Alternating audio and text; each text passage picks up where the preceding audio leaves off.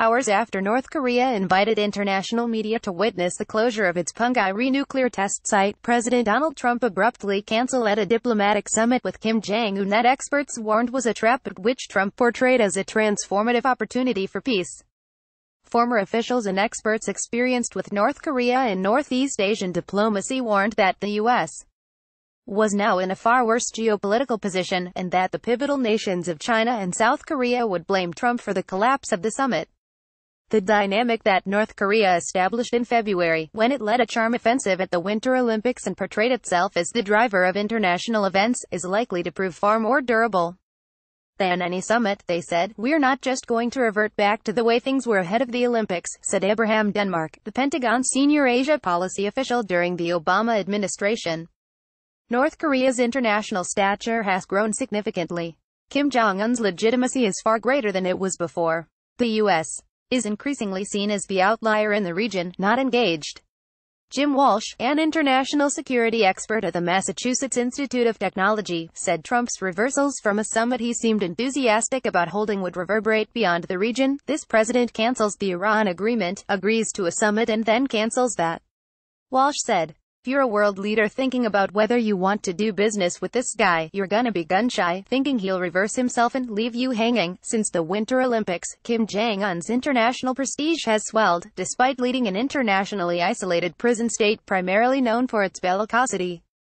China's Xi Jinping has met with Kim twice since the Olympics, both times with Kim traveling to China. South Korea's Moon Jae-in has staked his domestic and international reputation on reaching a rapprochement with Pyongyang, even traveling to Washington to meet with Trump 2 days ago. Both are likely to blame Trump for abandoning the summit. In canceling the summit, Trump placed the blame on Kim, through a personal letter released by the White House Thursday morning. The cancellation stemmed from the tremendous anger and open hostility North Korea has recently displayed, Trump wrote to Kim. The president left the door open to a resumption of diplomacy over the fate of North Korea's nuclear program, but placed the onus on North Korea. He even added a threat that echoed his infamous fire and fury, warning, "You talk about your nuclear capabilities, but ours are so massive and powerful that I pray to God they never have to be used." It might be a negotiation tactic, Walsh speculated. Perhaps Trump is thinking, "I'll cancel, Kim's gonna come running back to me, the Chinese are gonna come running back to me, and I don't care about the South Koreans," Walsh said. It's a possibility, but he's playing with fire and fury. To Denmark, North Korea's positions have been remarkably consistent from before the Trump administration until now. North Korea sought international prestige and sanctions relief through suggesting a willingness for some measure of denuclearization short of a unilateral disarmament, and denuclearization that implies the U.S. would pull back its military from its treaty-backed defense of South Korea. North Korean state media on Thursday suggested that it would denuclearize when the rest of the world did, joining hands with the world peace-loving people in building a nuclear-free peaceful world. In other words, the Tuesday after never. Trump seemed to believe that the Pyongyang initiative was the sui generis result of his maximum pressure sanctions policy, and that the Kim regime had been brought to its knees. John Bolton, his new national security advisor, already hated by Pyongyang, infuriated the North by suggesting that, like Muammar Gaddafi, Kim Jong-un's disarmament was a prelude to his violent death. Trump tamped down talk of a Libya model for Pyongyang, only to have Vice President Mike Pence intensify it Monday, prompting a blustery volley of insults from the North Koreans.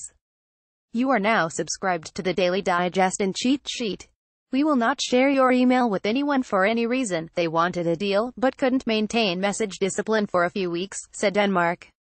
Anyone who knows North Korea or has been paying attention should never have expected North Korea to denuclearize in the way the Trump administration was talking about it. Trump and his allies raised expectations for the summit to astronomical proportions. The administration even minted a challenge coin for the summit with what it called Supreme Leader Kim Jong-un.